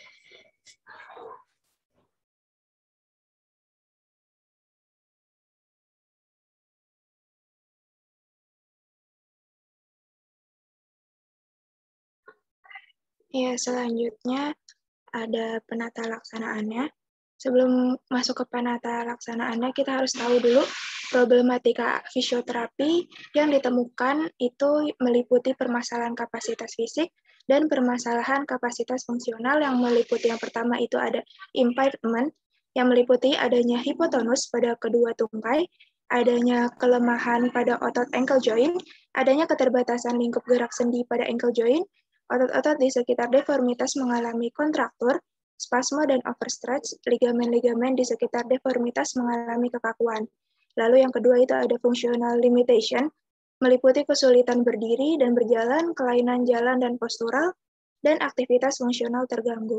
Dan yang ketiga ada disability, pasien belum mampu melakukan aktivitas sendiri tanpa bantuan orang lain. Lalu untuk penata laksananya itu ada dua, yaitu yang pertama menggunakan metode Pocsetti, yaitu komponen dari metode ini meliputi serial manipulasi yang gentle dan casting setiap minggunya, diikuti oleh Achilles tenotomy, terkadang digunakan juga foot abduction brace untuk mencegah dan mengatasi relapse. Nah, untuk metode Pocsetti ini, untuk awalnya itu dengan mengoreksi deformitas kafus terlebih dahulu dengan cara supinasi forefoot relatif terhadap hindfoot melalui penekanan pada metatarsal 1.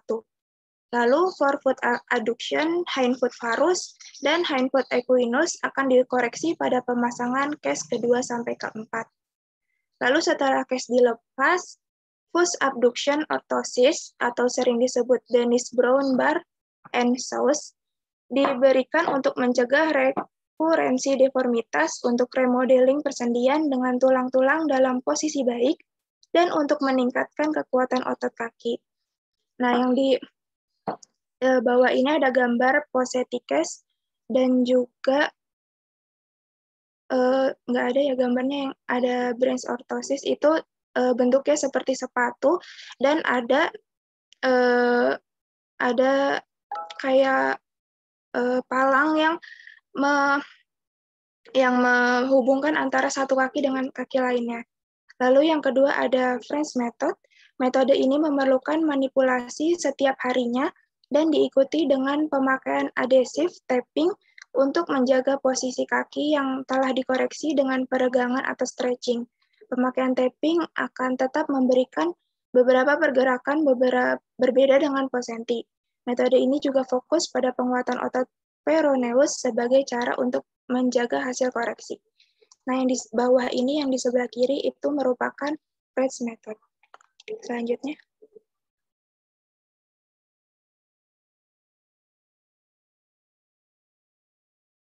Ya baik, selanjutnya di sini ada pemeriksaan penunjang.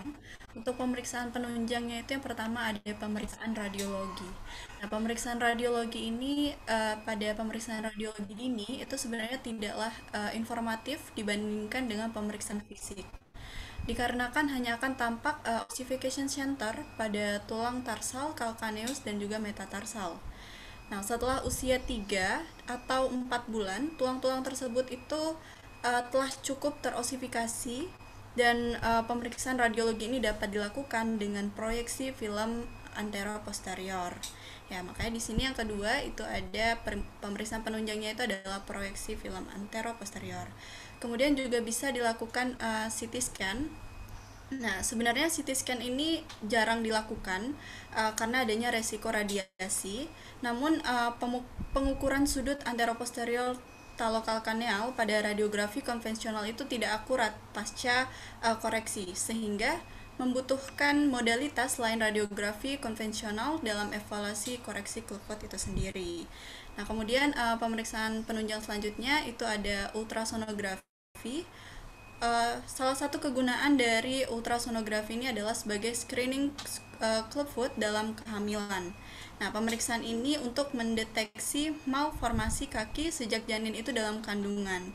Nah, pemeriksaannya ini dilakukan pada gestasi awal atau usia kehamilan itu 12 minggu menggunakan ultrasonografi transvaginal, atau pada akhir kehamilan atau pada trimester ketiga kehamilan menggunakan ultrasonografi abdomen. Ya, next.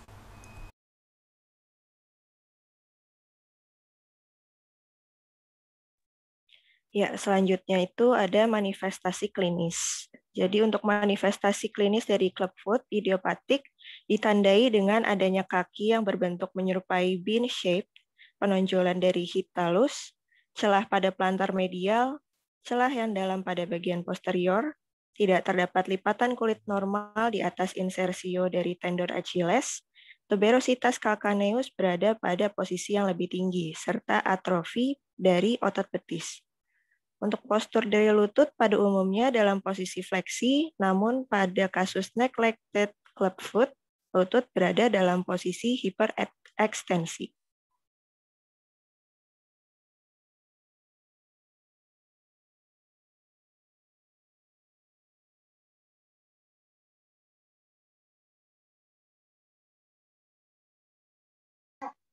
Prognosis clubfoot saat ini masih belum baik karena masih sering terjadi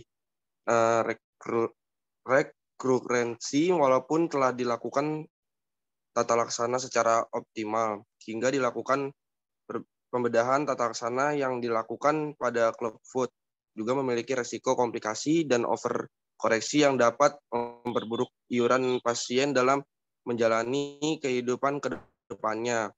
Untuk yang komplikasinya ini, komplikasi terdapat terjadi pasca tata laksana clubfoot, antara lain ini ada infeksi, ada luka yang terbuka kembali, ada kaku dan terbatasnya range of motion, ada avascular necrosis atau AVN pada talus, ada juga persistent in towing.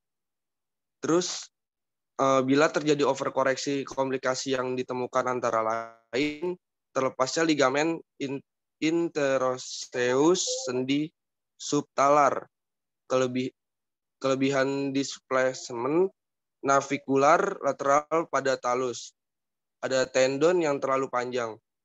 Untuk yang prognosisnya itu, prognosis clubfoot hingga saat ini belum begitu baik karena dengan tata laksana apapun yang ada saat ini, relapse masih umum terjadi hingga 37% kasus pada anak dalam 2 tahun dan dapat mencapai 47% sebelum usia 4 tahun. Ya, next.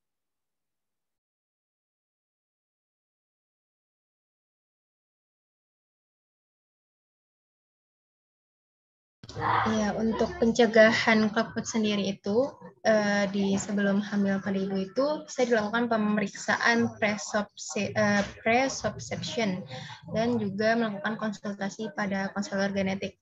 Untuk selama hamil itu ibu bisa melakukan pemeriksaan kehamilan dan jangan merokok, peminum alkohol dan mengonsumsi obat-obatan bebas dan juga lindungi diri dari Zika.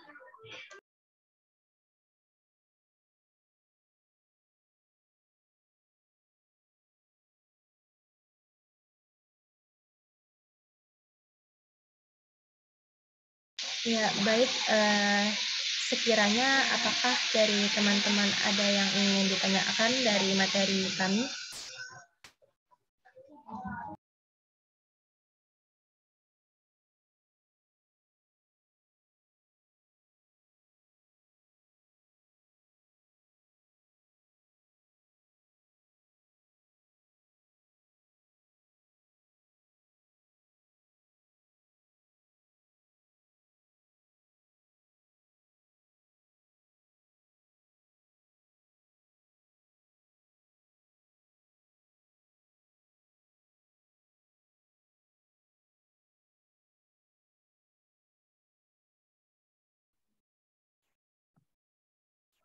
Ya, silakan. Ada yang ingin ditanyakan dari kelompok lain?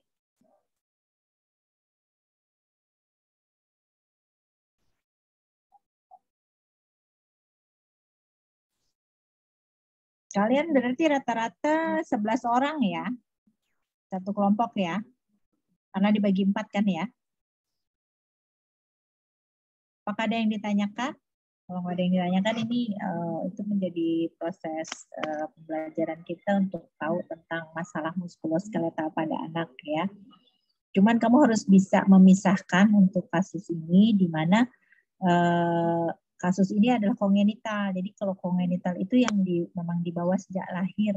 Untuk CTP kan kepanjangannya congenital talipes equinovarus ya. Sebetulnya yang diharapkan dari saya untuk kasus potensi masalah muskuloskeletal pada anak ketika anak itu lewat dari 1 tahun gitu ya. Jadi untuk muskuloskeletal nanti problemnya apa aja kemungkinannya di atas 1 tahun ya. Jadi CTEV itu juga masalah ya, masalah. Tapi ini dibawa dari kongenital, jadi dibawa dari dalam kandungan ya. Jadi terlahir dia sudah dengan bentuk kaki yang seperti itu bisa seperti yang tadi dijelaskan, bisa postural atau dia bisa bisa struktural ya kan. Dia masih bisa diatasi atau tidak, tadi ada Ponseti ya. Kalau dia masih bisa diatasi, dia akan pakai teknik Ponseti yang setiap minggunya dia ganti gips dengan sudut kan dia plantar dan inversi ya, dibenarkan ke arah eversi dan dorsofleksi itu dengan progresif gitu ya, 5 derajat tiap minggunya gitu ya, biasanya dalam 6 minggu sampai dalam 8 minggu gitu ya. Oke, ini kamu udah cukup tahu untuk kasus muskuloskeletal pada anak ya. Nanti yang potensi masalah yang terjadi sebetulnya yang setelah usia 1 tahun nanti akan kita bahas lagi di belakang. Kalau nggak ada pertanyaan, kita lanjut kepada yang berikutnya. Silakan untuk potensi gangguan neuromuskuloskeletal. Kelompok B, silakan.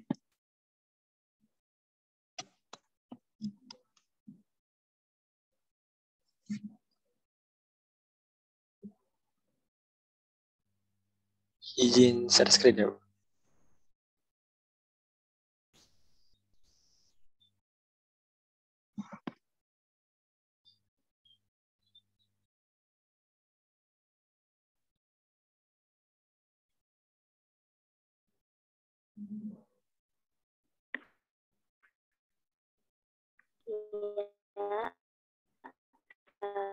Assalamualaikum warahmatullahi wabarakatuh.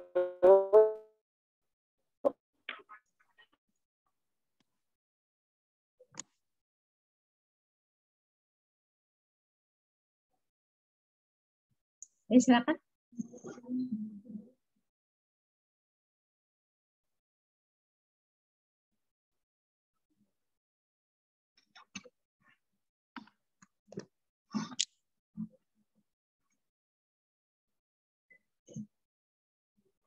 Di saya belum terdengar, memang belum ada yang bicara ya? Iya, belum. Iya, Ibu, belum.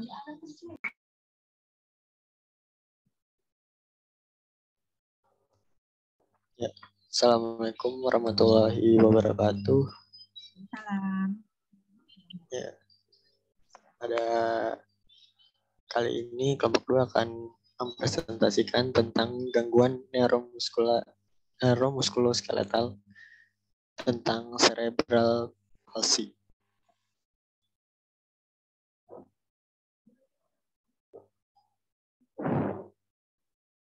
Ya, anggota kelompoknya ada Cynthia Indah, lalu ada Duratul Jihan, ada Ois Fazia, ada Fitria Kurniasari, ada Irsyad Hanafi, Noval, Sadam, Salsabil, Siva, Hainul Aya, Wansela, Zaid Zidan, dan Jirni.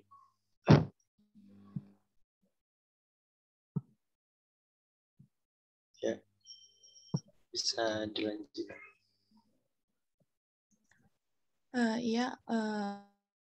Apa itu penyakit CP atau cerebral palsy? Bisa next. Untuk definisi cerebral palsy-nya itu atau lumpuh otak adalah penyakit yang menyebabkan gangguan pada gerakan dan koordinasi tubuh. Penyakit ini itu disebabkan oleh gangguan perkembangan otak yang biasanya terjadi saat anak masih di dalam kandungan. Gangguan perkembangan otak ini juga dapat terjadi ketika proses persalinan atau 2 tahun pertama setelah kelahiran.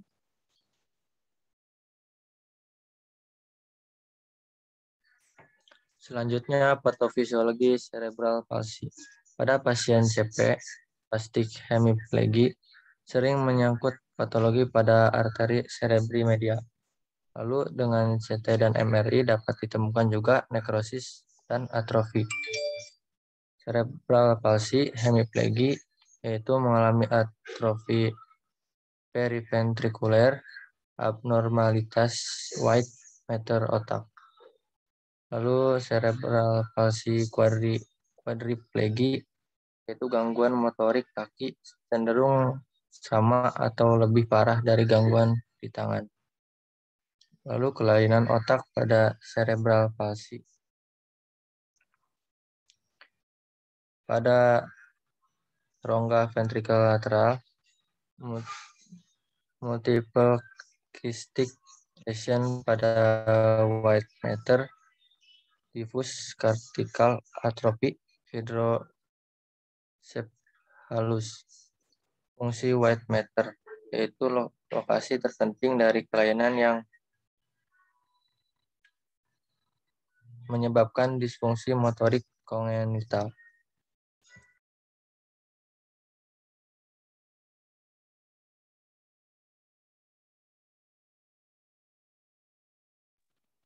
Dan berikutnya adalah epidemiologi atau persebaran penyakit daripada cerebral palsy ini.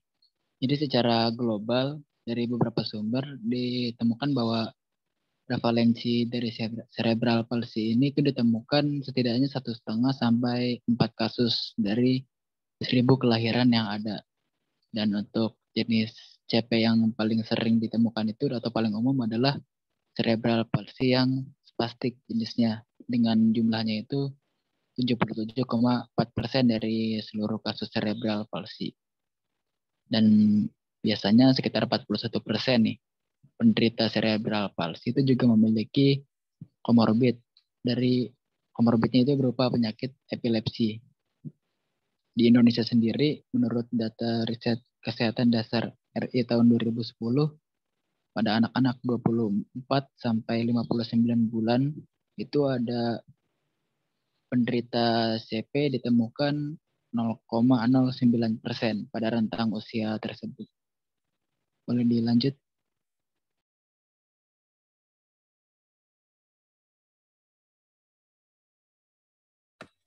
Ya, selanjutnya yaitu etiologi dari cerebral palsy. Cerebral palsy ini, seperti yang sudah disebutkan sebelumnya, itu disebabkan oleh gangguan perkembangan otak pada anak. Kondisi tersebut bisa terjadi pada masa kehamilan, saat proses persalinan, ataupun setelah anak lahir.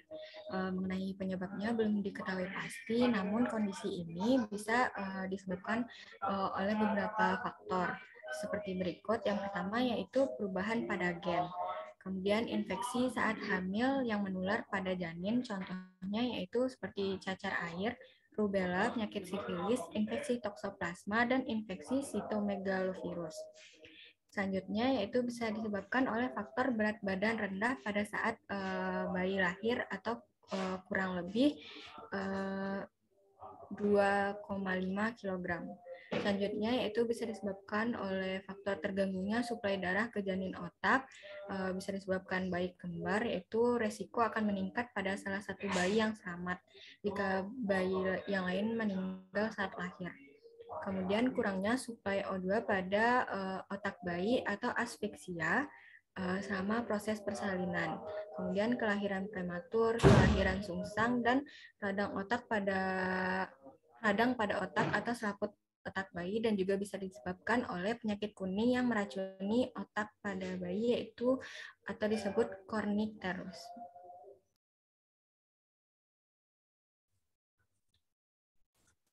Ya, untuk selanjutnya ialah klasifikasi cerebral palsy. Berikut gambar tipe cerebral palsy, jenis cerebral palsy, dan area otak yang terdampak. Selanjutnya,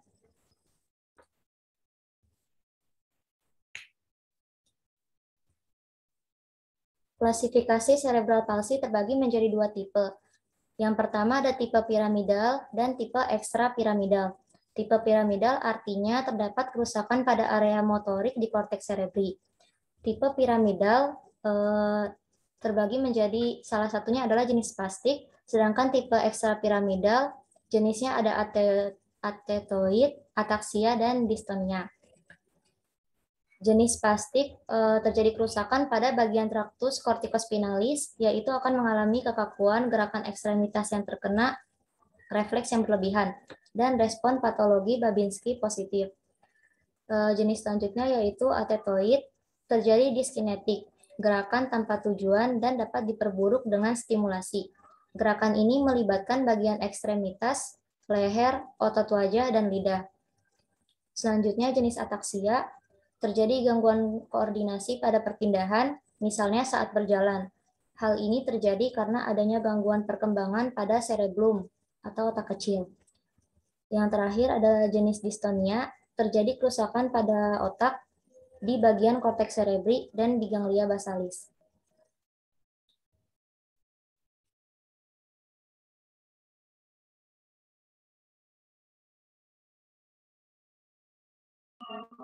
Ya, selanjutnya masih dalam klasifikasi cerebral palsy.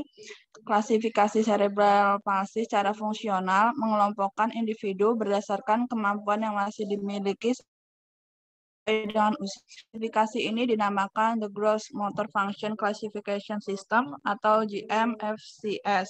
Klasifikasi ini merupakan metode klasifikasi dan prediksi motorik yang sesuai dan stabil untuk anak di bawah usia 12 tahun dan usia 12 tahun hingga 18 tahun.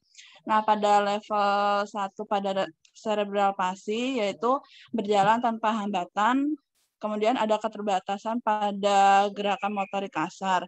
Kemudian pada level kedua yaitu berjalan tanpa alat bantu dan adanya keterbatasan saat berjalan. Intinya pada level 2 ini adanya keterbatasan saat berjalan.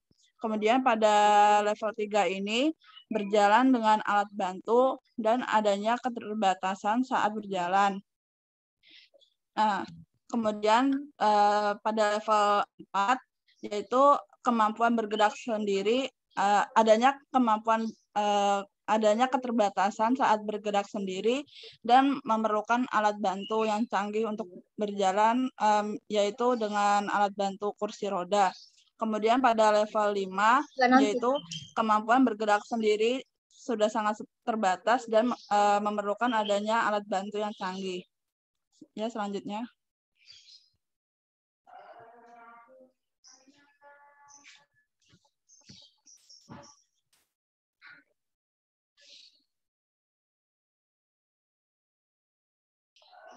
Ya, selanjutnya ada dampak dari cerebral palsy. Yang pertama itu ada gangguan mental. Nah, pada gangguan mental ini sering dijumpai dengan klinis spastik quadriplegia. Yang kedua yaitu adanya kejang dan epilepsi. Pada gangguan tersebut akan menyebar ke seluruh otak dan menyebabkan gejala pada seluruh tubuh. Yang ketiga yaitu adanya gangguan pertumbuhan. Kemudian yang keempat ada gangguan penglihatan dan pendengaran. Dan yang kelima adanya sensasi dan persepsi abnormal. Ya, selanjutnya bisa dilanjut oleh rekan saya.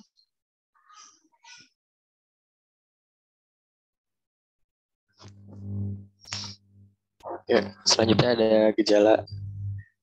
Yang pertama itu ada kecenderungan menggunakan satu tubuh.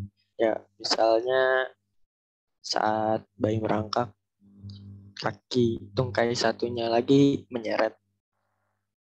Lalu ada terlambatnya perkembangan kemampuan gerak motorik seperti merangkak atau duduk. Kemudian kesulitan melakukan gerakan yang tepat.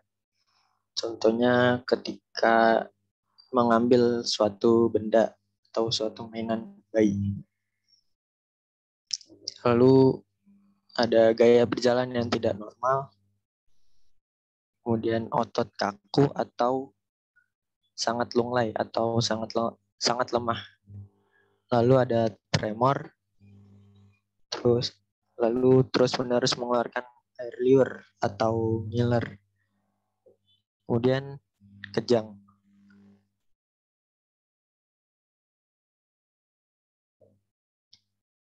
Kemudian gejala yang lainnya ada gerakan yang menggeliat yang tidak terkontrol atau atetosis.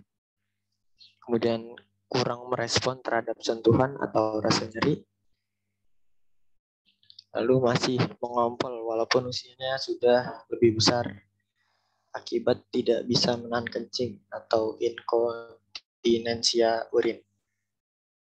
Lalu ada gangguan kecerdasan, gangguan penglihatan dan pendengaran, gangguan bicara atau disartria.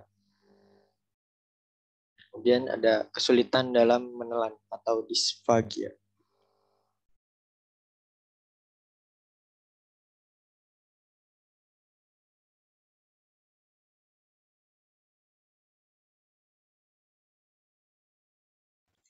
Ya, selanjutnya ada diagnosis cerebral palsy.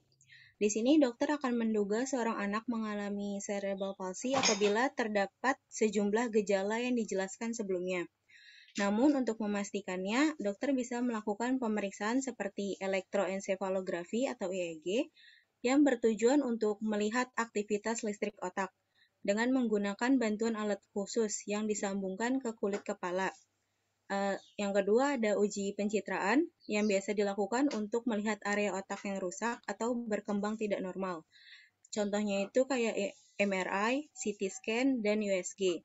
Selain itu, dokter saraf juga dapat menjalankan pemeriksaan fungsi luhur untuk menemukan adanya gangguan kecerdasan, serta gangguan dalam bicara, mendengar, melihat, dan bergerak. Selanjutnya akan dilanjutkan oleh rekan saya.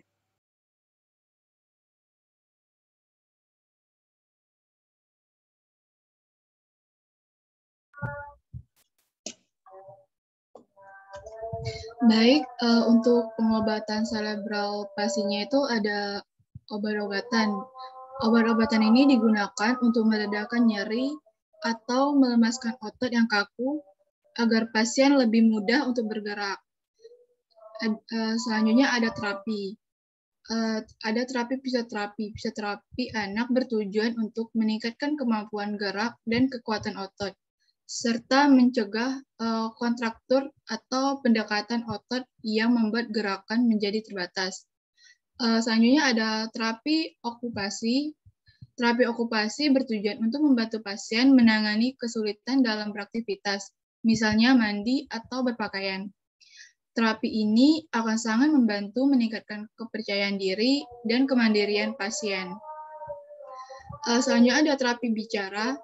Sesuai dengan namanya, terapi ini diperuntukkan bagi pasien cerebral palsi yang mengalami gangguan bicara.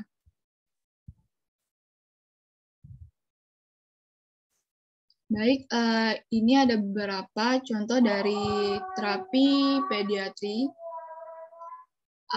Tujuan dari terapi pediatri ini untuk mendeteksi masalah-masalah potensi saat tahap awal, meredakan nyeri dan peradangan, membantu anak-anak kembali melakukan aktivitas normal, membantu bagian tubuh yang terkena dampak, mengembalikan cakupan gerak pasien, mengembalikan fungsi awal dari bagian tubuh yang terkena, mengajarkan pada pasien dan keluarga bagaimana mencegah agar tidak berulang, dan kualitas hidup pasien secara menyeluruh. Selanjutnya yaitu operasi. Operasi diperlukan bila kaku otot mengakibatkan kelainan pada tulang. Contohnya pada bedah ortopedi. Bedah ini dilakukan untuk mengembalikan tulang dan sendi ke posisi yang benar. Bedah ortopedi ini juga dapat memanjangkan otot dan tendon yang terlalu pendek akibat kontraktur, agar kemampuan gerak pasien meningkat. Selain bedah ortopedi, ada juga selective dorsal rhizotomy atau SDR. SDR akan dilakukan bila prosedur lain tidak mampu mengatasi nyeri dan kaku otot. Prosedur ini dilakukan dengan memotong salah satu saraf tulang belakang. Pada pasien dengan gejala sulit menelan atau disfagia, dokter akan menyarankan pemberian makanan lunak dan lembut, sambil melatih otot-otot menelannya dengan fisioterapi. Sedangkan pada disfagia yang sudah parah, dokter akan menyarankan pemasangan selang makan, baik yang dipasang melalui hidung atau langsung dari kulit perut ke lambung melalui operasi. Sedangkan pada pasien yang ngiler akan dilakukan operasi untuk mengarahkan aliran air liur ke belakang mulut agar tidak menetes keluar terus.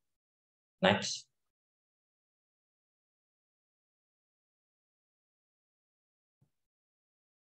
Ya baik, selanjutnya ada komplikasi dari CP. Otot yang kaku dan gangguan gerak tubuh pada penderita CP dapat menyebabkan sejumlah komplikasi seperti kekurangan nutrisi akibat sulit menelan makanan, stres dan depresi, penyakit paru-paru, kepadatan tulang yang rendah atau osteopenia, penyakit osteoartritis, serta gangguan penglihatan. Next. Ya, untuk selanjutnya itu pencegahan pada penyakit cerebral palsi ini sendiri. Berikut merupakan langkah-langkah yang dapat membantu pencegahan CP pada anak. Untuk yang pertama itu mengambil langkah-langkah untuk mencegah kecelakaan. Nah, di sini peran orang tua itu sangat penting. Ketika anak-anak bayi atau anak tadi mulai berjalan, merangkak atau berlari, nah di sini peran orang tua itu sangat penting supaya anaknya tidak jatuh saat mereka belajar berjalan, merangkak atau berlari. Nah, selanjutnya itu pastikan orang tua ini sudah familiar dengan tanda-tanda penyakit kuning pada bayi yang baru lahir. Nah, selanjutnya tahu bagaimana mencegah keracunan timah. Jauhkan anak dari orang-orang yang memiliki penyakit menular yang serius seperti penyakit meningitis. Yang selanjutnya itu orang tua ini harus mengetahui dan harus memberikan imunisasi yang lengkap dan tepat pada anaknya. Next. Sekian presentasi dari kelompok kami. Jika ada teman-teman yang ingin bertanya, dipersilakan.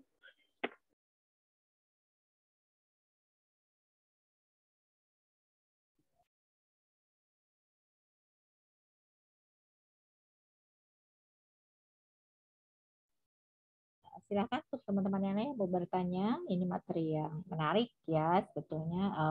Kita bersyukur ya kelebihannya pada masa pandemi ini adalah kalian memang lebih banyak di rumah sehingga tugas-tugas kalian ya searching ya kayak gini ya, cari-cari. Jadi begitu kenal dengan satu kasus kamu langsung bisa minta tolong sama Google ya, googling kamu dapat kasus gitu ya. Nah, walaupun ini untuk pembelajaran yang mungkin kalau orang dewasa lebih kenalnya stroke gitu ya, kalau anak-anak CP gitu ya, tapi ini nanti ya memang potensi ke depannya kita akan banyak membahas tentang ini terutama untuk anak ya. Jadi bagus dibahas dengan cukup lengkap dan dan masih global ya. Jadi ada okupasi terapinya juga, ada pemeriksaannya apa, tapi cukup lengkap. Jadi cukup buat bekal kita untuk tahu CP lebih lanjut ya. Masih bingung mau tanya? Mau tanya masih bingung ya, karena baru-baru kenal dengan kasusnya. Oke, buat kelompoknya, apa namanya? Untuk kasus neuromuskuloskeletal ya, ini betul ya, ini kasus neuro ya, memang gangguannya ada pada otak dan sistem saraf pusat dan mengenai juga bagian dari muskuloskeletalnya. Namun ada kasus-kasus lain di neuromuskuloskeletal yang juga bisa terjadi pada anak-anak ya. Jadi ini kebetulan kalau CP itu di bawah 2 kan yang disebut dengan anak itu di atas 1 tahun ya sampai 5 tahun. Ya, jadi kalau CP itu bisa terjadi sampai anak ini karena masa perkembangan otak yang tadi dijelaskan di depan bahwa sampai sekitar 2 tahun ya atau 18 bulan sampai 2 tahun. Jadi kalau terjadi pada masa ini dan biasanya terjadinya tadi ada nggak penyebabnya? Saya mau tanya Philadelphia. Ini ada nggak penyebabnya? Kamu dari Malaysia ini Sela? Tidak, Bu. Ya. Dari mana asal namanya cakep sekali? Dari Natuna, Bu. Dari Natuna. Oh iya. Saya senang bacain nama-nama kalian ya. Ada Zidni Ilmanafian ya. Itu doanya saya itu ya. Doanya kita semua ya yang muslim ya. Oke, silakan Wansela. Saya tanya apa tadi ya Wansela ya? Ngerti nggak pertanyaan saya?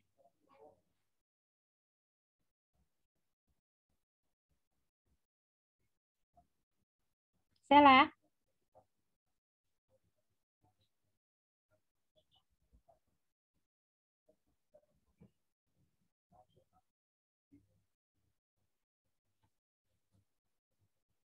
Sela? Ya, Bu. Ibu, maaf, Bu. Sebelumnya Ibu nanya tadi penyebab cerebral palsinya ya? Ada nggak di situ? Dijelaskan nggak tadi? Kamu masuk kelompok A, B, C, atau D? Kelompok B, Bu. Iya kan kelompok kamu kan ini kan. Ada nggak tadi penyebabnya cerebral palsy?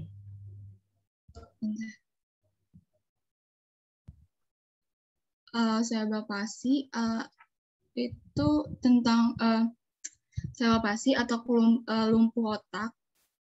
Itu penyakit yang menyebabkan gangguan pada gerakan dan koordinasi tubuh. Penyebabnya.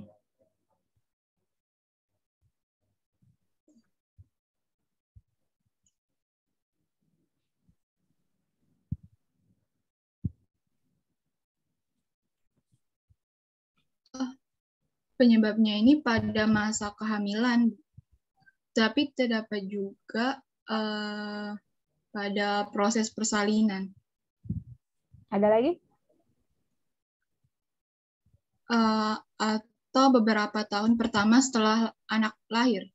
Nah ya, jadi konteksnya kasus kamu ini cocok dengan tugas saya karena itu tadi kan ada yang prenatal, jadi pada masa kehamilan, ada pada masa persalinan, tapi ada juga pada masa 1 tahun 1 tahun pertama setelahnya. Itu bisa terjadi karena mungkin nanti dibaca lagi ya. Kalau cuman bikin itu kan belum ya, kalau belum lihat kasusnya belum dong gitu kalau kita bilang. Ya, jadi bisa karena TBC ya. TBC kan seperti paru-paru ya, penyakit TBC pada orang dewasa, terus kemudian menular pada anak-anak. Anak-anak tuh memang paling mudah sekali begitu ya. Terus kemudian kumannya itu naik ke otak, jadilah dia meningitis ya. Terus kemudian membuat di otak mengalami masalah sehingga dia koma dalam waktu tertentu, misalkan otak tidak mendapat oksigen dan segala macam karena koma ya. Terus kemudian akhirnya mengalami kerusakan. Kerusakan itu masih bisa dibilang cerebral palsy untuk anak di bawah 2 tahun. Ya, kecuali kalau misalkan nanti masalahnya lain lagi karena hidrosefalus gitu ya, karena memang ada cairan di otak kemudian menekan, itu biasanya kita nggak sebut dengan cerebral palsy karena cairan itu kalau tambah banyak juga bisa jadi progresif karena tadi definisinya CP itu adalah kelompok gejala ya neurologis pada otak imatur, jadi memang otaknya belum matang di 18 bulan pertama ya, pada otak yang belum matang dan sifatnya non progresif. Jadi kalau kerusakannya 30% ya sudah 30% aja. Jadi yang 70% nanti kita bisa lakukan stimulasi dengan fisioterapi. Oke, kira-kira seperti itu. Kita rehat sebentar. Kita rehat ya untuk isoma ya. Biar nggak bosen juga ya, mata kita juga nggak sakit. Sekarang ada di 11.58 atau jam 12. Kita 30 menit ke depan, kita 12.30 kita ketemu lagi. Cukup? Cukup ya, nanti kalau kelamaan kamu sudah berproses, makannya sudah berproses menjadi ngantuk. Oke, 12.30 kita ketemu lagi. Oke? Saya keluar Zoom dulu ya. Kita ketemu di 12.30. Terima kasih, Ibu. Ya keluar dulu, izin live dulu.